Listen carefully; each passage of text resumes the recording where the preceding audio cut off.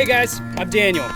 Today we are downtown on the corner of Murphy and Dahl at our famous town clock. I thought I'd do something special today, and if you guys have just a moment, I would love to take you on a virtual tour of our town clock. Let's go.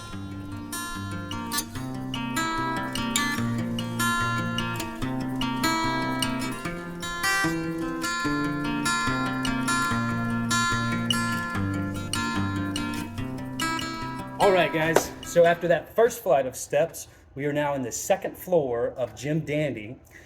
They have owned this building since 1968, and they have made special permissions for the town to have access to the clock.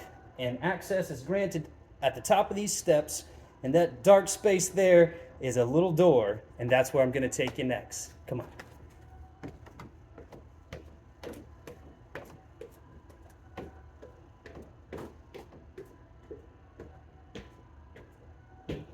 All right, here we go. As we come through this door, we see that we have another ladder we have to climb. So let's be careful. This building's very old. And one of the reasons I'm taking this video today is that it's not really safe for the general public to come up here. You have to have special permission. And so since we have that ability, I wanted to take the time to share this with everyone. Those that might not have the chance to get up here or have ever even seen this. It's a really important part of Madison's history. This town clock has served as the icon of this town for over 100 years. So it's really fascinating. All right, and just here, you'll see these are giant weights, extremely heavy. And just like a grandfather clock works, where you have to lift the weights and wind the clock, same thing with this town clock. These giant weights actually pass all the way through the entire tower, all the way down to Jim Dandy down there. And they are 8-day clocks, meaning that every 8 days, you have to come upstairs and you have to wind them all the way back up. And this is what drives the power on this clock. So one of the things I really like about coming to this first floor is you see, this is the pendulum. And it's a really long pendulum. They had to cut a hole through the floor above us so that it could extend down. And when you get up to this floor, it's such a awesome sound. It's very nostalgic to hear this ticking. I'll be quiet so you can hear it.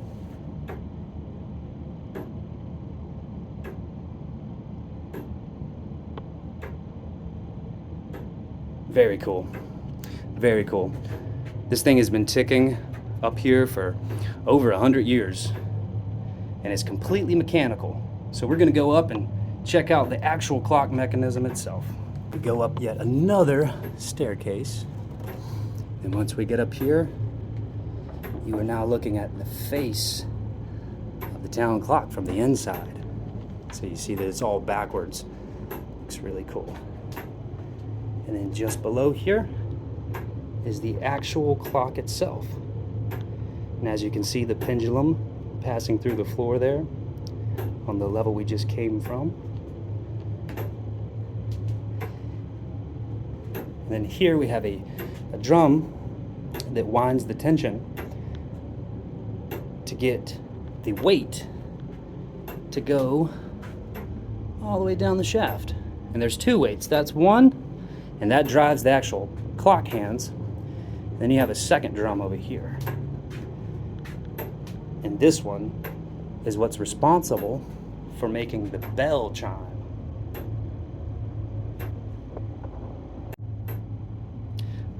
Take a second to just appreciate this machine here.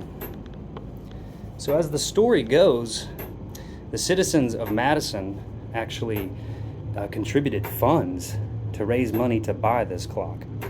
They bought it from a manufacturer up in Boston, and at the time they spent a whopping $600 on this thing. Back then, that was a lot of money. So after the clock was machined and made, they put it on a boat down the Atlantic to Wilmington, North Carolina. And when it reached Wilmington, they put it on a railroad. And then by rail, we received it in Madison in 1920, actually. And then it was hoisted up here on some pulleys through this large window, or the face of the clock. They lifted it up with pulleys and then installed it. And more or less, it has been running ever since. I'm gonna go ahead and take you up to the next floor. Yep, another ladder we gotta go up. And we'll just mind these cables. These wires here you see are powering the lights that come on at night. And if we come up here and take a look up, this is the bell. Very big, one solid cast bell. And there is the hammer that's responsible for striking it. And again, that hammer runs on a cable all the way down to that other shaft down there. So the inscription on the front of the clock that reads, "All those who served and died for our flag," that same inscription is actually on this bell here, matching inscriptions. And if I can get up here in this tight space, I'll show it to you. Here we go. It says, Madison, North Carolina, 1919. Erected by public subscription in memory of those who served and died in World War I. Really cool. And again, this is part of Madison's history that, unfortunately, given the safety issues, not many people will ever get to see. This is the very top of the tower. As you can see, the roof there. And we got a nice little window. All right, let's go back down and wind this clock up, and we'll set the appropriate time for it for the day.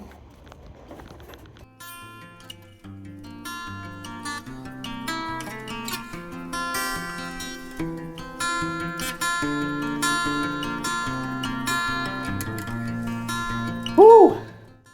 Guys, that's just one. We got to do two.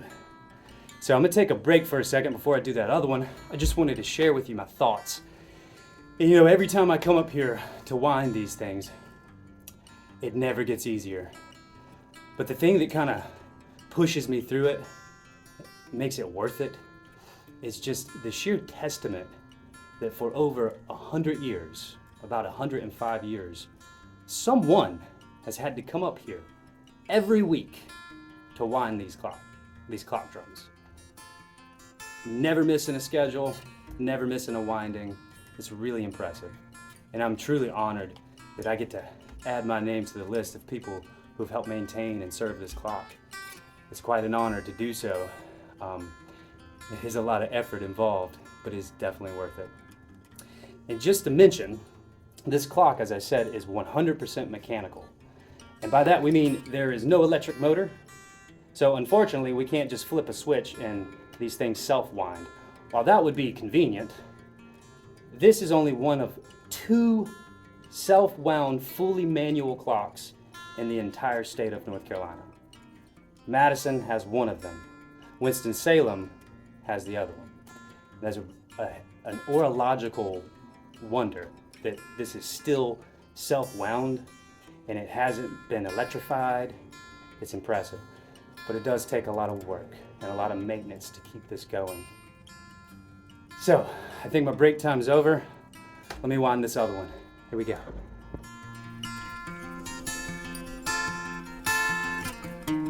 All right, so after we exhaust ourselves by winding these weights up back to the top, as you can see there, this will last us another 7 to 8 days before we have to wind it back up again. Well, after we do that, then we set the time. And as you can see, when you look at the back of a clock, the hour and the minute hand are kind of reversed. You got to remember that things are backwards when you're inside the clock. That's a pretty neat thing to keep in mind. But if you follow the shaft there coming from the face of the clock, you'll see that it is joined here to this differential style gearing. And on the inside of that, rather the outside of that gear, you can see a readout of the time. So that helps you set the time. I'm going to demonstrate how we do that. All right, so first thing we do to set the time, we come down here inside the saddle of the clock, and there's a gear here. We see a little pin here. This pin we have to pull out, and that allows this gear to disengage with the clock shaft mechanism so that we can spin the hands of the clock. So I'm going to show you how that works. All right, so we pull this pin and we have to hold it. And then we check our gauge here on the inside dial, and we're going to slowly rotate these handles. And you will hear the bells ring as we rotate this clock. So be prepared.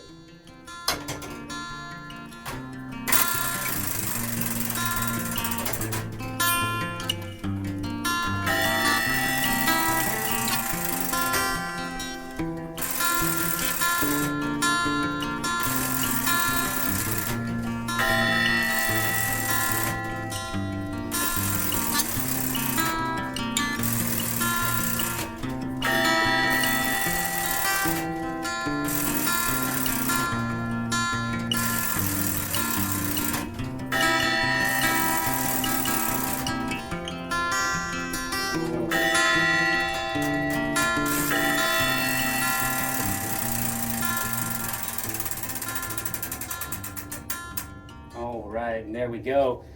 And like I said, you can hear those bells. It's really loud here in the tower. But what a cool sound. Really cool. And our clock happened to be quite a bit off, so I had to rotate it quite a ways to get it back there. And every time it passes the hour, it will ring. It's pretty neat. And it's actually set up on a gearing to ring the appropriate amount of hours for each hour of the clock. Pretty cool. All right, now that we got our time set appropriately, we cannot forget to come back down here to our pendulum, and we have to start it up again. So we make slow motions back and forth like this until it starts ticking by itself. You let go of it, and you can see the little saddle gear ticking. It's amazing.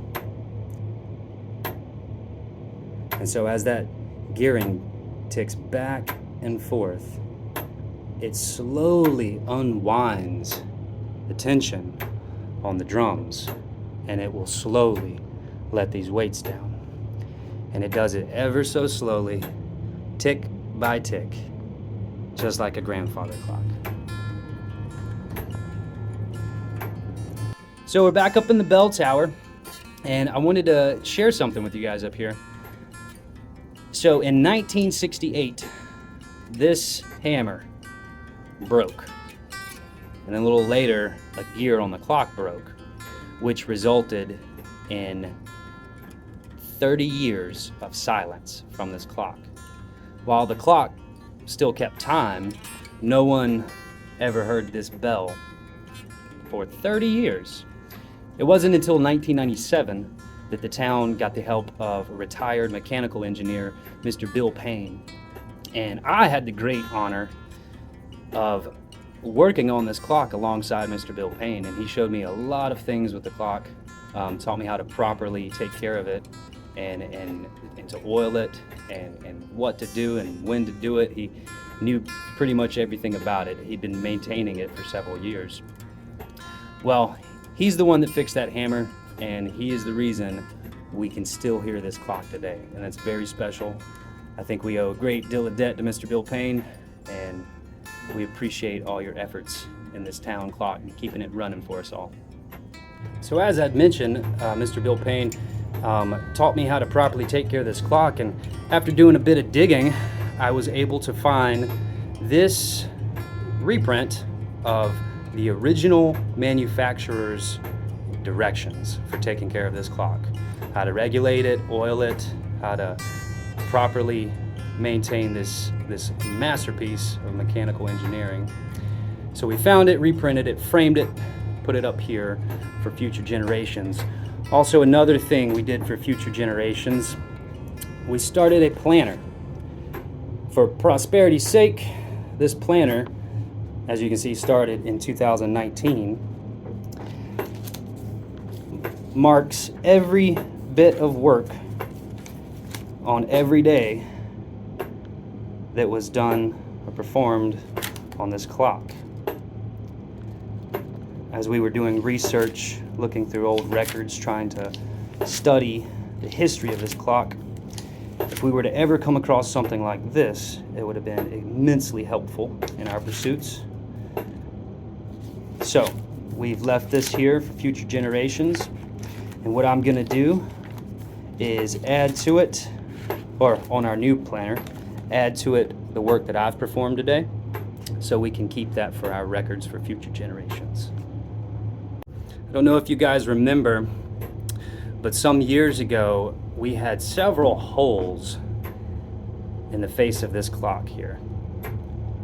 Kids getting into trouble on the street, shooting BB guns, throwing rocks, Lord knows what all they were doing, but it resulted in several cracked panes of glass, several holes in them. So in 2019, what me and a friend were able to accomplish is replacing all of the glass except for the centerpiece there. We replaced all the glass around the numbers and on the minutes with true opal glass. Before that, what they had done, I guess to save some money, they took regular glass and clear glass and painted the backside of it white to kind of give the impression of a white opal appearance. Granted, that saved a lot of money, but as we were in efforts to restore this clock for its 100th year anniversary back in 2019, we decided to afford for the real opal glass, and it went on rather nicely. And our buddies over in Eden at Tri-City Glass, they cut that out for us, and we got it all installed. No holes, no cracks.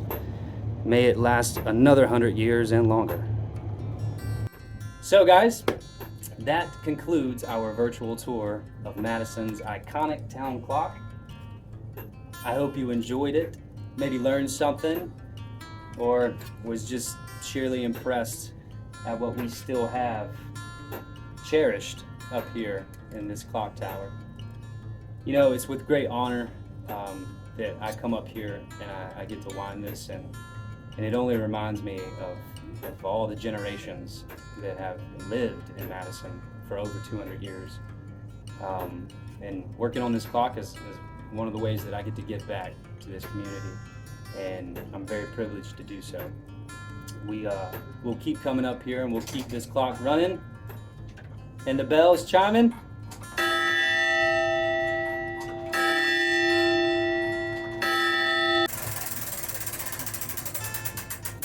And the bell is chiming. Gotta love that. It's really been an honor to work on this. A testament to all the past generations, and a salute to all the future generations who will get to come up here and do this as well. This is me signing off. I gotta get out of here. It is so hot, but it's been a pleasure. We'll see you next time.